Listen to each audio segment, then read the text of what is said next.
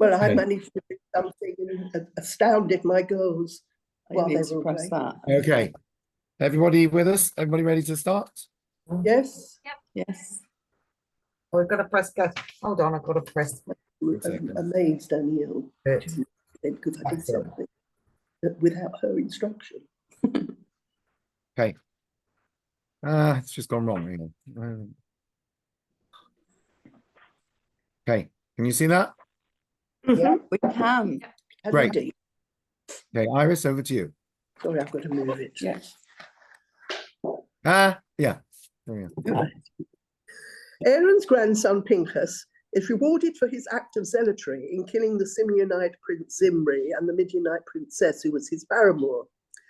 God grants him a covenant of peace and the priesthood. A census of the people counts 601,730 men between the ages of 20 and 60.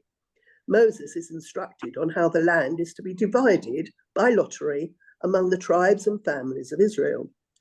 The 5 daughters of Zelophehad petition Moses that they be granted the portion of the land belonging to their father, who died without sons. God accepts their claim and incorporates it into the Torah's laws of inheritance. Moses empowers Joshua to succeed him and lead the people into the land of Israel. The Parsha concludes with a detailed list of the daily offerings and the additional offerings brought on Shabbat, Rosh Chodesh, the first of the month, and the festivals of Passover, Shavuot, Rosh Hashanah, Yom Kippur, Sukkot, and Shemini Atzeret. Thank you. So we're going to talk a bit about succession. I think we've done this before. I looked through the old Shurim. We haven't done exactly this, but what's happening is the Rabbi Sachs Legacy Trust reissues his teachings periodically, but obviously it's not new material. It's recycled. So there's often things that we've probably covered before in slightly different forms. So by way of analogy, I don't know if anyone's into sales, I'm not, but they talk about pipelines, right? Or funnels, I think they call it. Things that funnel people into your, onto your website. So a sales funnel might be going to exhibitions, or a sales funnel might be, I don't know, giving a talk in a shul about your book, which is what Nachum Slasnik is doing Wednesday night. Please come, 8:15.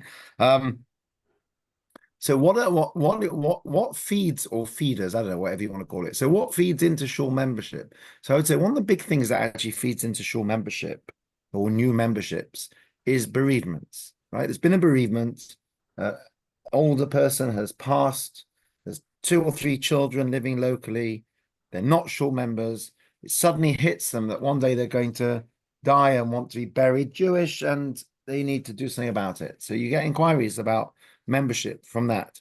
So the obvious question is, what's going on here? This could be a person who's 40 or 50 years old who's never thought about it till now. So I'm assuming that what's happening is very simple. When you have a bereavement, your mortality comes into view and you suddenly think, I really should make some arrangements. I really should, or unfortunately there'll be a tragedy in a community and people say, I must get around to getting life insurance. So it's a natural thing. So what happened last week? Aaron and Miriam died, right? Moshe knows he is not going to make it into the promised land. So he suddenly wakes up and thinks, I really have to make some arrangements. So what concerns might he have? What's the obvious one? Somebody to lead them into the land of Israel. Well, we know he's not going to enter the land of Israel. Okay, so what's going to be his... People. Yeah. Who's going to lead the people in? So Succession. Succession, right? Who's going to succeed him? I don't know if it was obvious that Yoshua was going to be the successor. I mean, he was his prized student, but I don't know if that makes it immediately completely obvious. But let's have a look. What's the first thing he does? Who would like to read number 1? We've read this many times before. I'll read. Moses said to the Lord, may the Lord, God of the spirits of all flesh, appoint a man over this community to go out and come in before them, one who will lead them out and bring them in. So the Lord's people will not be like sheep without a shepherd. Okay, we've learned this before. Remember what the going out and coming in was about? We said we want a leader who leads from the front. right? Yeah. That leads the people, leads them from the front, not from behind. Okay. Because the obvious question is, why is this here? Hashem has told Moshe and Aaron they're going to die before they enter the land. Or when we read the death of Aaron, this is a little bit late, right? It's already a few chapters earlier. I think it's 7 chapters earlier that we had. That was Chukas. That was 2 weeks ago, right? With the striking of the rock, and they're told they weren't enter the promised land. So surely at that point, Moshe should have said, well, if we're not going to enter the promised land, who's going to lead the people? So what might have happened that might have triggered Moshe to think about this, besides the striking of the rock and the death of Aaron? Something very specific which might well have triggered this. Any thoughts what it might be? Would it be Pinchas killing Zimri because he's showing leadership qualities? Interesting one. Possibly. It's not the one I had in mind. Thing to do with Miriam? Not specifically. Was it the rebellion with Hi. now? Korah? No. So if you look Korah, yeah. if you look in the Parsha this week, the thing that immediately precedes this request is actually the business with the daughters of Tzlofchad and the inheritance. So they come to Moshe and say, it's not fair. We're missing out on our inheritance because our father only had daughters, not sons. And Moshe thinks, I really must get round to making my will one of these days. They want to inherit from their father. Will my sons inherit from me? Let's see what the Midrash says. Who'd like to be number 2? Can I read it? Tom? Oh. What Yeah. was Moses' reason for making this request after declaring the order of inheritance? Just this, that when the daughters of how do you pronounce that? Tzlofchad. Tzlofchad. Inherited from their father. Moses reasoned, the time is right for me to make my own request. If daughters inherit, it is surely right that my son should inherit my glory. Okay. So very simple, right? He suddenly starts thinking about his own sons. Tzlofchad's daughters came and said, we want to inherit. Moshe thinks, be jolly nice if my sons would inherit, actually. What are they going to inherit? Well, let them inherit my position. Why not? They weren't up to it. You don't hear about their sons very much, that they haven't done any great things. Sorry? You don't hear about Moshe's sons. No, very you don't much. at all. I think we've discussed previously that says that Moshe and Zipporah got divorced in later life because he was never home. He was always out talking to God. That he was a great public servant, but wasn't home enough. Maybe he didn't spend enough time with his sons. It's you have this with clergy or with very high-powered people often, that their children are neglected, or when we came to London, Rabbi Davis told me that they once, I think they applied to Menorah for one of their kids, and the rabbis or whoever interviewed them said, we don't like it when we get the children of Rabbonim. Why? Because no, can you ask Mendel to help you, please? Or Mummy, okay? No, not Mummy, Mummy's asleep. Mendel, please. The rabbis' kids, their fathers are always busy Shabbos afternoon. They never have time to learn with them, like most parents, right? So let's see what happens right before Moshe says this, right? So we just looked at chapter 27, verse 16. Let's look at verses 12 and 13. Who'd like to read? I've lost track of who's read. Any volunteers? Shall I read, Rabbi? Please, yeah. The Lord said to Moses, ascend this mountain of Abarim and gaze upon the land that I have given to the Israelites. After you have seen it, you too will be gathered to your people, like Aaron, your brother. Right. So why not just say you two will be gathered to your people? What's like Aaron, your brother?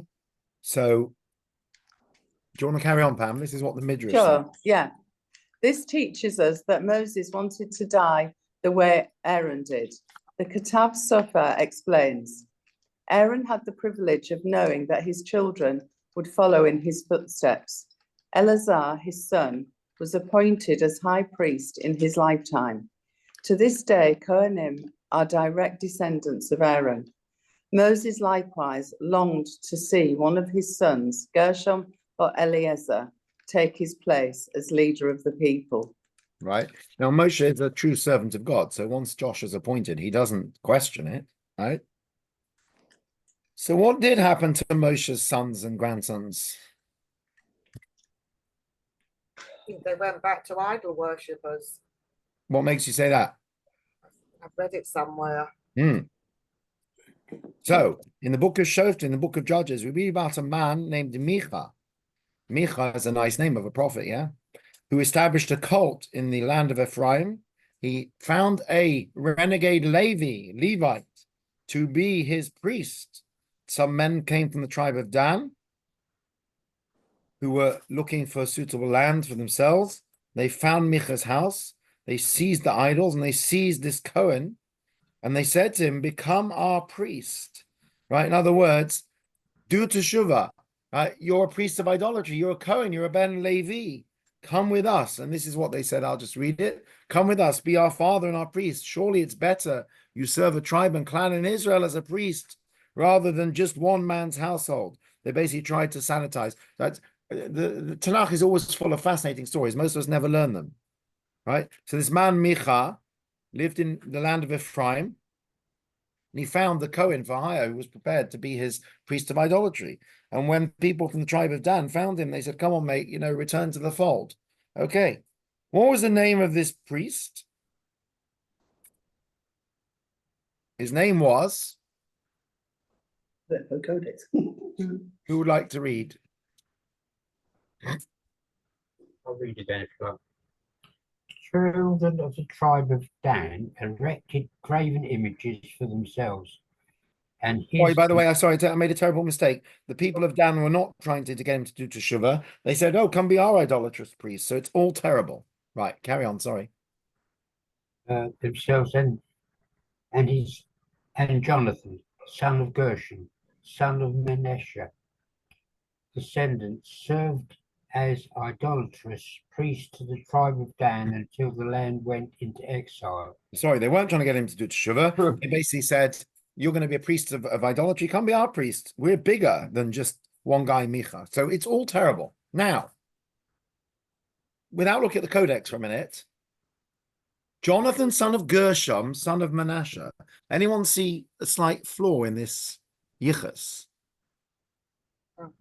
Well, Gershom was the son of Moses. So Right, Gershom, Joseph, wasn't he? Gershom, not to be confused with Gershom, Gershom with a m, was Moshe's son. Right. So, here, look at the Aleppo Codex. Can you see that?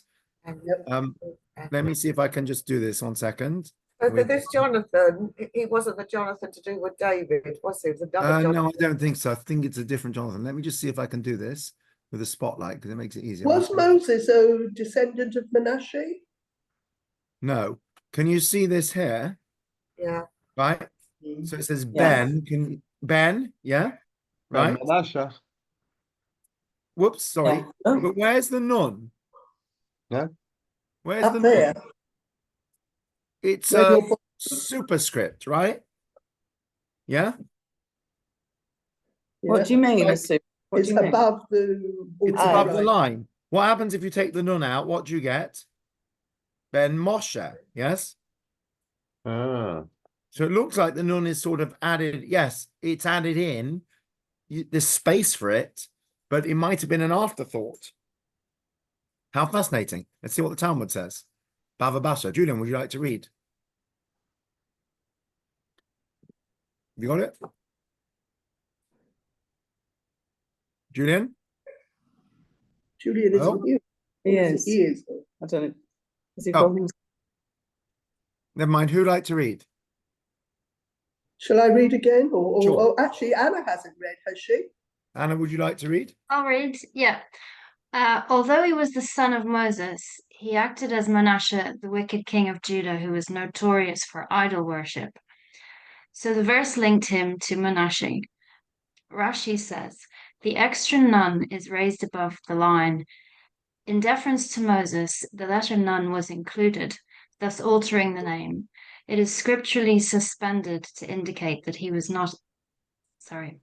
actually not Manasseh, but Moshe. Right? If you Manasseh was a wicked king, not the original Manasseh, but later Manasseh. So very convenient to pin it on him. Isn't this fascinating? So according to the Gemara and the Aleppo Codex, sorry, my thing's stuck. The Aleppo Codex supports this. The nun is there really to whitewash it, as it were. That really he's Moshe's grandson. I don't know if literal grandson or great grandson, but he's a descendant of Moshe Rabbeinu, and he's a priest of idolatry. And do you recall somewhere the suggestion that, was it Zipporah or was it some of the other daughters returned to idolatry from Yitro? Do anyone recall that? It's a very controversial thing. We find often throughout Chumash and Tanakh that people who came from particular places, right, with Ruth and Naomi, the assumption was that Ruth and Orpah would go back to Moab, right, even though they'd converted to Judaism, that they should go back to Moab, and Orpah, of course, did.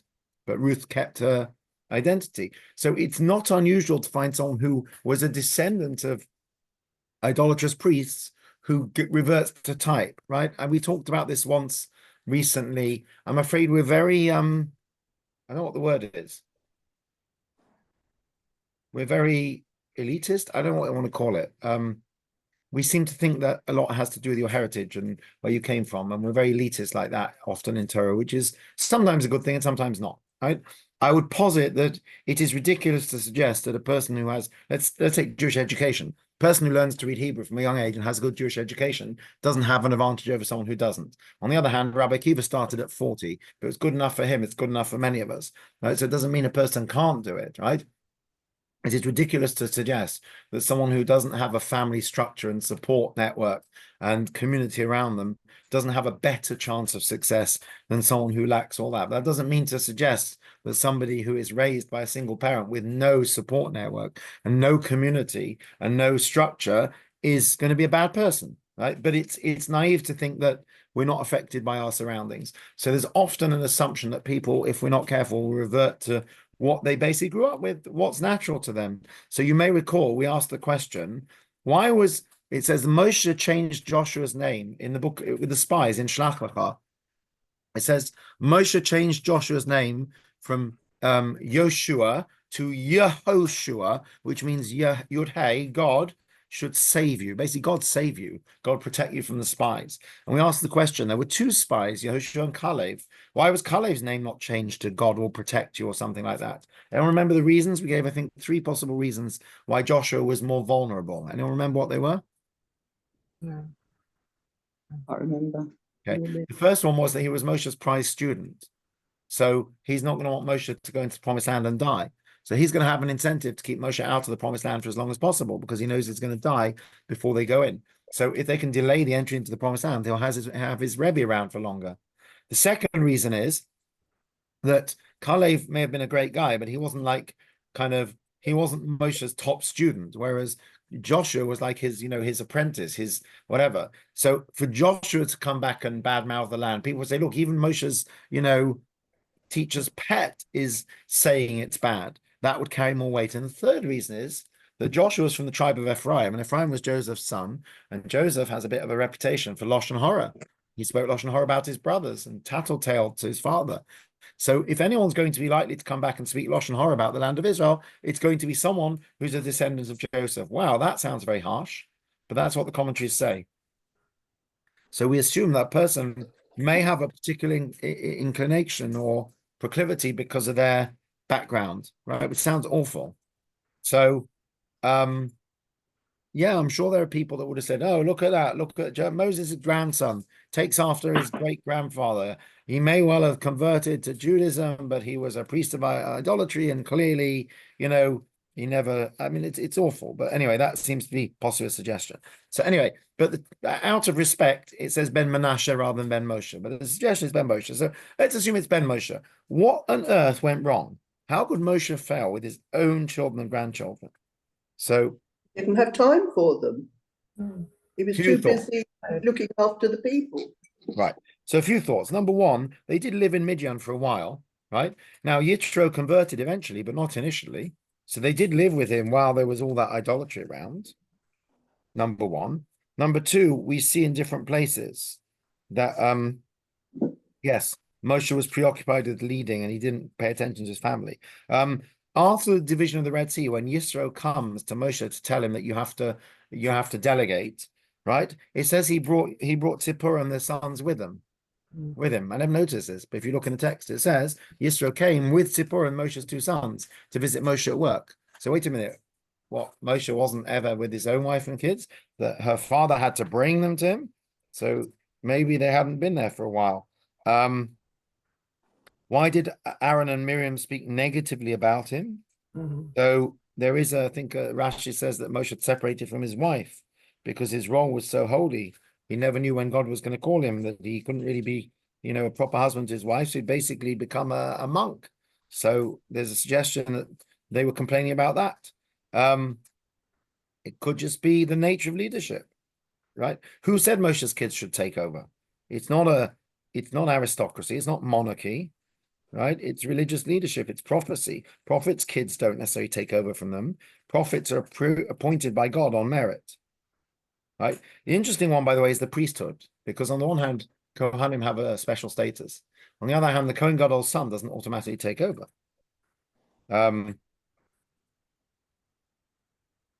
And by the way, not all, when George W. Bush ran for office because he was George Bush's son, right? I don't know if he was good as the first one. Right, JFK Jr., didn't he run for office at some point? Just because you come from a famous lineage doesn't mean you're the right person necessarily. Interesting. I don't know if people are familiar with South Hampstead Shul, which is one of the most successful shuls in the United Synagogue. Very lovely Rabbi Shlomo Levine, who's retiring, South African gentleman, really special person. His son Eli is taking over, but he wasn't appointed through a back door. I don't know exactly how it worked, but they had a very robust process. And I saw the thing that went out to the membership saying this was a robust process. Applications were invited, basically saying, although the rabbi's son is taking over, this wasn't a shoo-in. This was a choice that the community made, that this is the right person to lead them. I don't know if there were other candidates. I'm sure there was an element of inevitability, but it was done in a very transparent way so that no one could say, oh, it's just a shoo-in.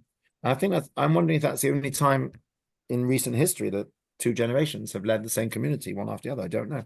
Interesting thought. And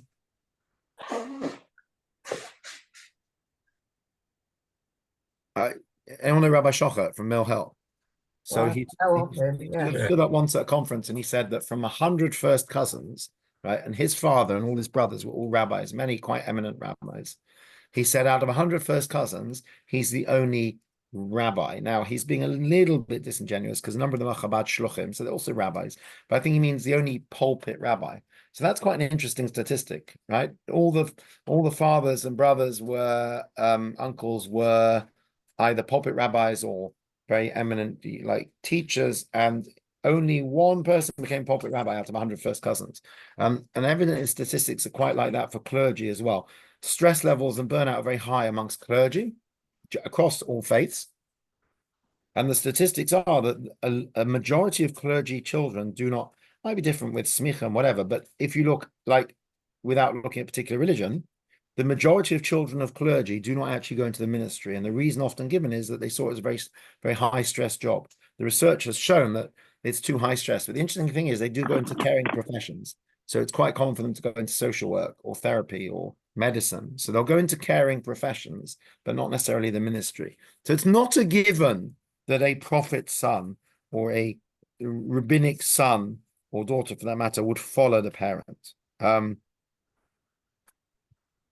The crown of Torah also, the crown of Torah is not something that you inherit because of your parents. It's something that you earn, right? We say every child is taught Torah Tzivalonu Moshe, right? Moshe commanded us the Torah. Moirasha Kelas Yaakov. It's an inheritance to the congregation of Jacob, not to the elite, but to all of us.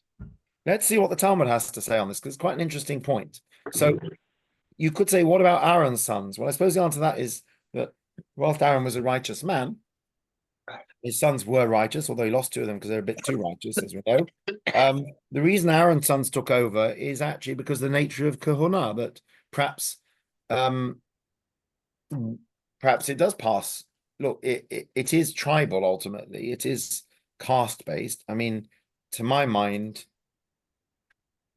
it doesn't automatically follow that Aaron's sons have to take over, but the fact is they have to be Kohanim. So there's an element of caste to that. But when it comes to Moshe, absolutely not. Moshe is the leader by virtue of his qualities and being a prophet. So could be his kids are not the right ones to take over. Let's see what the Talmud has to say. It's quite an interesting topic. Who'd like to read? Nice long one there. Shall I read? Sure. Be careful not to neglect the children of the poor, because from them Torah goes forth. Why is it not usual for scholars to give birth to sons who are scholars? Rav Yosef said, so that it should not be said that the Torah is their inheritance. Rav Shisha, son of Rav Idi, said, so that they should not be arrogant towards the community. Mar Zutra said, because they act high-handedly against the community. Rav Ashi said, because they call people asses. Rabina said, because they do not first utter a blessing over the Torah. Interesting. It's possibly a bit slightly expletive, but in America, people say "don't be an ass," basically, right? It's Yeah. not dissimilar from saying "don't be a donkey, don't be a dumb idiot," basically. So, quite harsh words for all these children that would become scholars. Interesting. So the Talmud says that if the children of scholars would become scholars, when it says give birth to sons who are scholars, I don't know if it means that they might earn it. A lot of good reasons. Rabbi Yosef said that we shouldn't assume that Torah just gets passed down as an inheritance. They shouldn't be arrogant towards the community. They shouldn't become high-handed against the community. They shouldn't call people names. Or what's this? They do not first utter a blessing over the Torah. This is a very interesting Gemara that basically says that what's the difference between going to a seminar in Talmud at UCL and going to Talmudic class at London School of Jewish Studies? So the truth is the content might be the same and the intellectual rigor might well be the same. The only difference is at UCL, it depends who you have. You might have Rabbi Lowenthal, but let's say you had a secular or non-Jewish professor.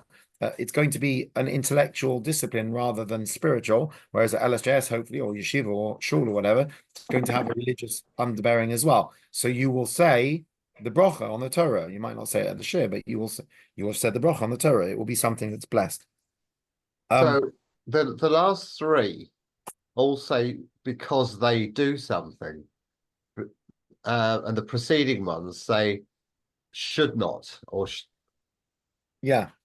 And are the last three referring to particular children of particular rabbis? I don't know. It's a very good question. I'd like to look at this Gemara and see perhaps a bit more detail. Are they split? You're right. Wording is always deliberate. So are they split into different sort of, are some of them more inevitable than others? Are some based on actual experiences? I don't know the answer. It's a good question. It's an interesting Gemara. So what, I should daven that my children not be scholars, that they should find their own path. It's an interesting one. Okay. To put it into modern terms, you look around the rabbinate today, there is a broad range of people. A common question you're asked as a rabbi is, was your father a rabbi? You say, no. No, it's not always true. Some people it's yes. And it's, it's interesting. The publicity I put together for the talk, I was thinking, it's a bit pompous to always say, third generation, fifth generation rabbis. So what? That doesn't tell you anything about the person other than they had a famous grandparent. But because Menachem Selaznik's father and grandfather are both rabbis that had a connection to this area, I thought it was relevant. But it's also a typical thing, we say, and not Menachem, obviously, but you could say so-and-so. There are people walking this earth who are, heinous criminals, but their great-grandparents were famous rabbis. So it doesn't mean anything in itself, right? And we always talk about, I'm sure always talk about the Marcus of Blandford. I think that was his name. I grew up in Oxford, Blenheim Palace, right? Beautiful place to go visit. I think it was Churchill's family home, wasn't it? Yeah. So in my youth, the Marquis of Blandford, who was the next Duke of wherever it was always getting in trouble for drink driving and drugs and stuff. A horrible, horrible person. But he's going to inherit this big estate one day, right? It's not on merit. So nothing wrong with people whose parents were rabbis also, but it's just interesting that it's not at all uncommon to find in the rabbinate people who are first generation, or at least first generation after a number of generations. Would I like all my kids to be rabbis or rabbis? Yeah, it'd be very nice. Do I think it's necessarily going to happen? Statistically, probably not. The interesting thing is what might happen is they might not, but their kids might. because it goes in cycles. I'd be interested to see what the Gemara has to say about the answers, because every person prays that their children should be learned and should study. And so are we saying it's a bad thing? I suppose we're saying also a person should find it for themselves. It should be merit-based. The crown of Torah is not hereditary, because then it'll become the aristocracy, or the children will take it for granted, or they'll become arrogant and contemptuous, or they won't give it enough rigor. It'll be just intellectual. So lots of good reasons. So, 1 second. There's another thing also. Let's just go through our patriarchs and matriarchs. And let's just, success or fail? Abraham, success with all his kids? No. 50, No. Ishmael. 50%. Yitzchok and Rivka, success with their kids? No. 50%. Yaakov, success with the kids? So they're It's mixed. fasting, yeah. Right. It's an interesting one because there was strife, of course, but ultimately they all made up. And it said of Yaakov that Mitaso Shlema, his bed was made, it was complete. But we also know that Reuben, Shimon, and Levi disappointed him. Let's see this. We've had this quote before. Go on. Who'd like to read? Iris, I think we're back to you. Okay. Let my soul not enter their plot. Let my spirit not unite with their meeting. For when angry, they slay a man, and when pleased, they maim an ox. That's not the best translation. This is Yaakov on his deathbed in Parshas Vayechi says of Shimon and Levi, I don't want to join with them. I don't want to be part of their plans. They get angry and they cause harm. They slayed Shem. They maimed Yosef is compared to an ox. And yet, who were the three great leaders that we've read about recently? Moshe, Aaron, and Miriam. What tribe were they from? Levi. Yeah. Levi. So, it wasn't the perfectly smooth thing. Yeah. I think we've spoken before. The reason we bless our sons is for like to be like Ephraim and Manasseh, because they're the first siblings that didn't fight.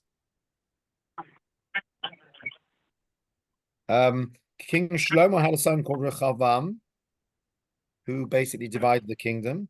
King Chizkiyahu, who was one of the greatest kings, was the father of Manasseh, who said was one of the worst. So parents don't always succeed with their kids. Okay. Freedom, you assume that somebody would be good at a particular job because of their parents. No, it's not true. Right? It's the nature versus nurture. So neither is a guarantee. And it shouldn't be either. I often wonder when people say, you should follow in your parents' footsteps and their traditions and so on. We only say that when it comes to being more religious, not less, right? So when people say, oh, my parents were Bundist, secular Yiddishists, Rabbi, I don't want to do mitzvahs because my parents would disapprove. Well, we don't say that, do we? Right? We say, no, it's fine. You don't have to be exactly like your parents. But when it comes to how we want people to be, we say, no, you have to be like your parents. So the truth is, Avram wasn't like his father, right? Manasseh wasn't like his father. Esau wasn't like his father. Of course, we want our kids to follow in our footsteps, but it's not guaranteed. So there's a few things to say from this. Number one, if your kids don't follow in your footsteps for some reason, you're not alone, right? We all know the old joke about the sun and Jerusalem, yeah? Mr. Levy comes to his friend, Mr. Cohen, and they're chatting. And Mr. Cohen says, Mr. Levy, how's your son, Chaim? He says, don't talk to me about Chaim. He says, why? He says, well, send him to Yeshiva in Yerushalayim. You won't believe this. He's joined some Christian cult. So Mr. Levy says, don't fret. He says, I'll tell you the truth. He says, I told you my son's learning in Yerushalayim. What I didn't tell you is also, send him to Yerushalayim. He's become a Christian. What should we do? We'll go see the Rav. So they go to see the Rav. And they say, Rabbi, we sent our son to Jerusalem and they've become Christians. And the rabbi says, well, it's a funny thing you should say that. He says, because I have a son I never talk about who went to learn many years ago in Yerushalayim. He got mixed up with the wrong people. He also became a Christian. Oi, what should we do? The rabbi says, you're making me think now. What could I do? There must be something I can do. Let's go see the chief rabbi. So they go to the chief rabbi. Chief rabbi, we all sent our sons to Jerusalem. They all become Christians. What should we do? The chief rabbi says, it's a funny thing you should say that. Says, I also have a son in Yerushalayim that unfortunately joined a cult and now is a Messianic Jew. Oh, yeah, and they start wailing and crying. What should we do? The chief rabbi says, we do what we've always done. We'll turn to the Almighty in prayer. They all start davening, and this voice comes down and says, and they say, we sent our sons to Jerusalem. They became Christians. And this voice says, it's a funny thing you should say. Mine. Yeah. So, He said, so did mine. what? God said, so did mine. Yeah, so did mine. So it's a funny thing you should say that. So different versions. Anyway, so the point is, that's not true, obviously. But the point is, we all have our challenges. So first of all, know that children don't always turn out the way you want them to, right? And not only that, forget jokes about Yoshka. Let's see what God himself says in the book of Isaiah. Who would like to read? I'll read if you like. Go on, Brenda. Hear, O heavens, and give ear, O earth, for God has spoken. I have raised children and brought them up, but they have rebelled against me. Okay. So God himself says, I raised children, they just turn against me. Interestingly, so we said in the book of Judges, we have this story of this Jonathan ben Gershon ben Menashe or Moshe. But later on in the book of Chronicles, and I haven't put this on the screen, sorry, but later on in the book of Chronicles, Chronicles 1, chapter 23, he's not referred to as Jonathan, he's referred to as Shevuel. What does Shevuel mean? Someone who returned to God. So it seems that this Jonathan may have eventually done teshuvah and became a faithful Jew again. So even someone who's drifted can come back to their roots. Also, what's the real answer to Moshe's issue? Who became leader after Moshe ultimately? His prized student, yes? Right? Joshua, his prized student. So, let's just read source 11. This is from the beginning of Bamidbar. I'll just read this. So it says that this is the line of Aaron and Moshe, right? So this is the genealogy. At the time Hashem spoke with Moshe on Mount Sinai. These are the names of Aaron's sons, Nadav, Avihu, Elazar, and Itamar. Those are the names of Aaron's sons, anointed priests who were ordained for the priesthood. Right, and that's the end of that. So do you see a glaring omission here? Well, they've got Aaron's sons, but not Moses. But it doesn't say that. It says these are the line, this is the line, the lineage of Aaron and Moshe. And then it goes on to only list Aaron's lineage. Why not? So let's see what Rashi says. Who'd like to read? Anna, do you want to read again? Don't worry about the who. But it mentions only the sons of Aaron. But they also are called the sons of Moses because he taught them the Torah. This tells us that whoever teaches the Torah to the son of his fellow man, Scripture regards it to him as though he had begotten him. Right, love the old-fashioned word there. Right, so your students are also your spiritual children. Right, here's another quote. It says, Eila told us Noach ish tzaddik. It says at the beginning of Noach, portion of Noah, these are the generations of Noah, and then it says Noah was a righteous man. So wait a minute, you just said these are the generations of Noah. Why are you talking about him being righteous? Say, Noah was a righteous man, and here are his generations. So Rashi says that since the text mentions him, it sings his praise, according to what it says in the Proverbs, that the mention of the righteous shall be for a blessing, which is what we say, Tehei Zichro Baruch. His memory should be for a blessing. Another explanation says these are the progeny of Noah. It doesn't immediately mention the names of his children. It says he was a righteous man, meaning that the real offspring of righteous people are their good deeds, right? These are the offspring of Noach. The fact that he was a righteous man, this was his legacy, right? So you've got your physical legacy, you've got your spiritual legacy.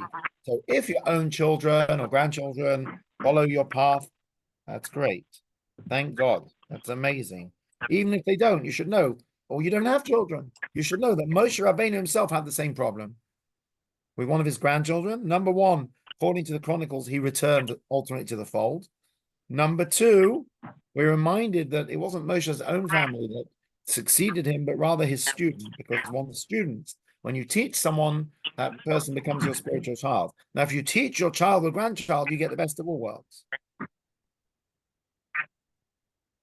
And I haven't put the quote here, but there's the famous quote, "V'heshiv leiv avos albanim, v'leiv banim al avos." The Prophet Malachi said, there'll come a time in the future when God will turn the hearts of the fathers to the children and the hearts of the children to their fathers, meaning that those who are estranged will be reunited with faith and love. So even though we see from this So it's possible Moshe's own grandson strayed. First of all, it seems he made it back to the path.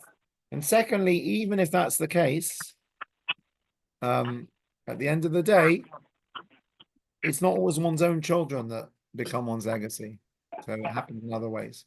Okay, interesting set of sources there.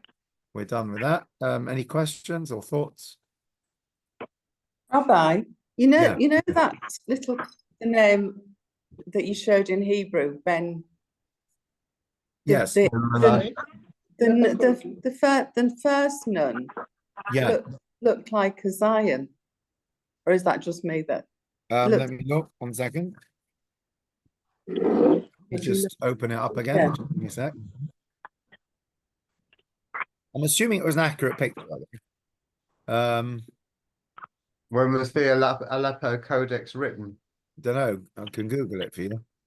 1 second. Let me just share the screen. Here.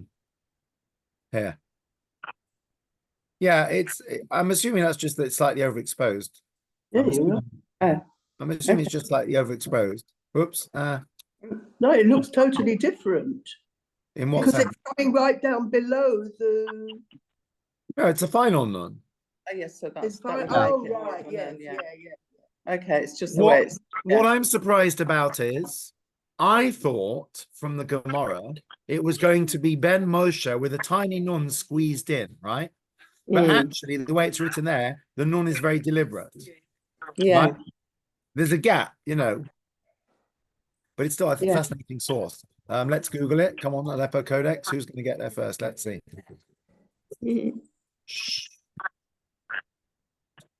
Written in Tiberias in around the year 900 and something. There you go. Which was the one that was in the British Museum? Do you remember? That Rabbi Epstein went to see recently. Do you remember? No. There was a codex recently in one of the British museums. I think. It was like the oldest Tanakh. Anyone remember this? No. Anyway, the Aleppo one seems to be about 1,000 years old. Guys, can you be quiet for 2 minutes? And then I'm finishing. Seems to be about 1,000 years old. I only know what a codex is because I read the Da Vinci Code. But there it was like a coded thing. You know, I don't think it is. I think it's just a way of writing. I think maybe it's on a cylinder, no? Yeah, it's the type. It's some of them were vertical, some of them were horizontal, but it was basically in book form rather than in scroll form. Yeah. So fascinating source. I mean, maybe it wasn't Ben Moshe. It could be Ben Menashe. Was it Alexandria? Aleppo, Syria. No, the one in the British Oh, Museum. sorry. I can't remember. Maybe. And Rabbi Epstein took a group from his shul. I said I was amazed they actually let them touch it and stuff because it's obviously quite a delicate. But they actually did let people look. They can look, but they must be mad if they let them touch it. I'm sure they did, which doesn't make any sense.